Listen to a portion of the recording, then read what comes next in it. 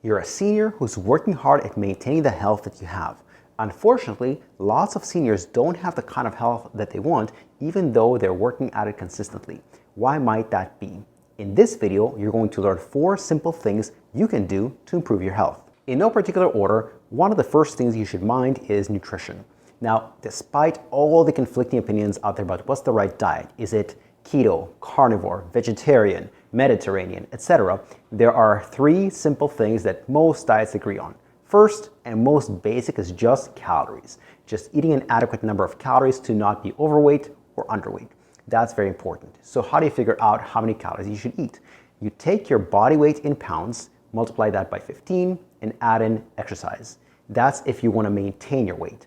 Or that's how you know how many calories you're currently eating. If you want to lose weight, multiply your ideal body weight by 15 and add in exercise. That's how many calories you should be eating. That's the first thing. The second thing you should be concerned with is protein. A lot of people think of protein as just for muscle, but protein plays a greater role than that. Protein helps you make bone, because bone, a lot of people think it's made of calcium, and part of it is. But a way larger percentage of bone is not made of calcium. About 60% of bone is not even a mineral. 60% of bone is made of collagen. What is collagen? Collagen is a protein. And how does your body make that protein? From the protein that you eat in your diet. And that's just a couple of examples. Another role of protein is to help you balance your blood sugar. It also helps you with your immune system. So there are many diverse roles for protein besides just muscle mass. Now, if you're wondering how much protein should you be getting, that depends on your age and activity levels. People over 60 who are also strength training should be getting around 1.8 to 2.2 grams of protein per kilogram per day. So let's hypothetically say you weigh 170 pounds or approximately 58 kilos or so. So you should be getting approximately 120 grams of protein per day. And if you're wondering, what are the best sources of protein? Well, I categorize foods in the protein content based on 3 categories. Category number 1 is what I would call a grade A protein. That is any food that contains more than 30 grams of protein per serving. Grade B protein is anything between 10 and 30 grams of protein per serving, and grade C is anything less than 10 grams of protein per serving. So what are some examples of grade A protein? The only things that fit that category are things like meat, fish, and seafood. There are a couple of things that aren't in that category that also meet those criteria, like protein powders, as well as egg whites only and tofu. These are about the only sources that are grade A protein. Of course, within meat, you have lots of different options. You have beef, pork, chicken, turkey, etc. Within fish, you have salmon, tuna, tilapia, cod, etc. So there are lots of options here. In grade B protein, which is between 10 and 30 grams of protein per serving, there's things like beans, lentils, quinoa, Greek yogurt, stuff like that. And then grade C protein is all the stuff you often hear is high in protein, but actually isn't. Things like nuts, almonds, cashews, pecans, pistachios are extremely low in protein at only about 5 grams per serving. A glass of milk is only about 9 grams.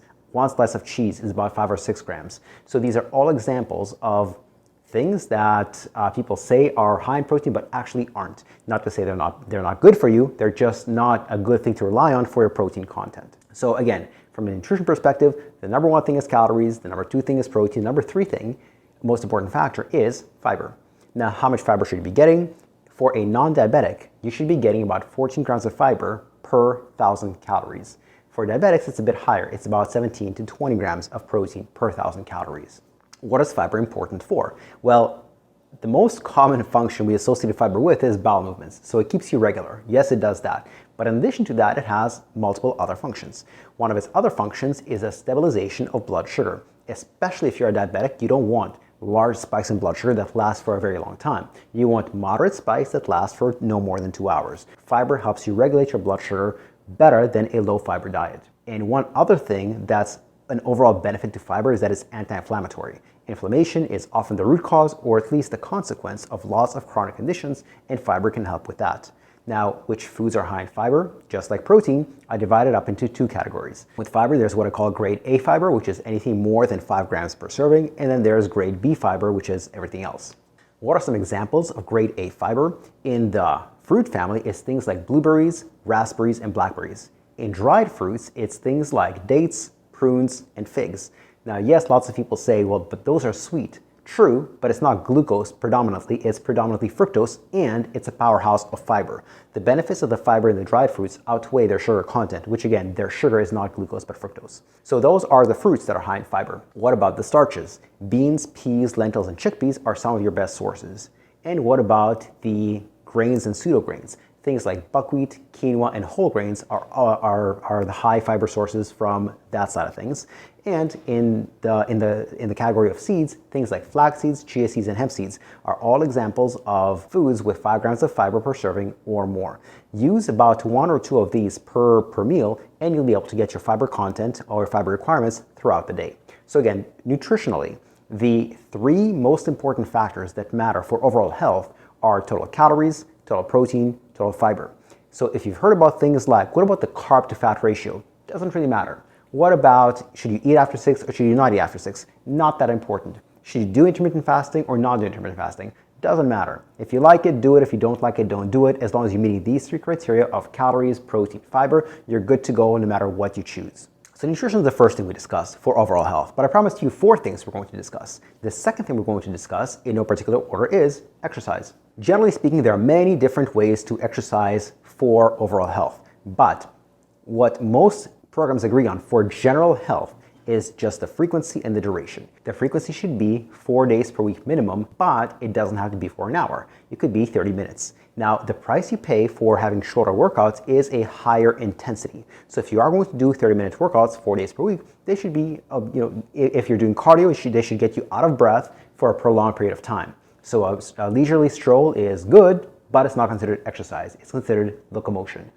With strength training, you should be, struggling by your last repetition. You shouldn't complete your last one and it'll look as good as the first. You should see a small deterioration in technique to know you're working hard enough.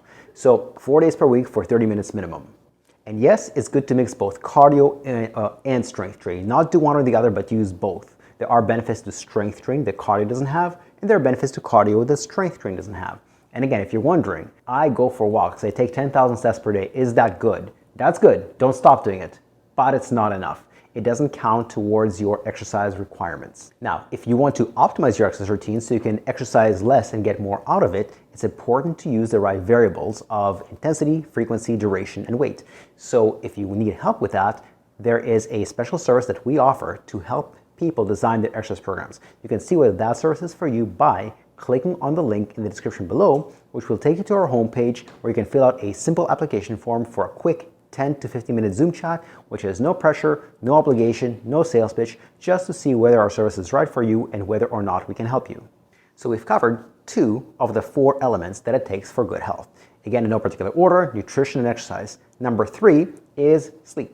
Now, especially seniors have a hard time sleeping, and it's a catch-22. They don't sleep well, so they don't have energy, and then they don't tire themselves out enough during the day to sleep well. So how do you break out of that? There are 2 common sleep problems that seniors often experience. One is insomnia, and that is defined, kind of self-defined, as the inability to get a good night's sleep 3 or more days per week for 3 or more months. That is insomnia.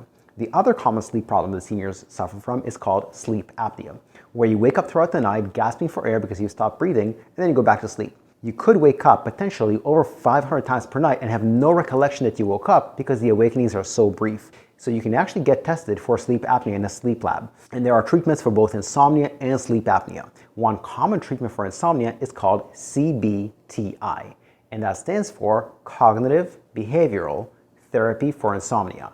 Now, this is not a video specifically about that, although if you want me to go into more detail on that, leave a comment below and I'll record another video about CBTI specifically.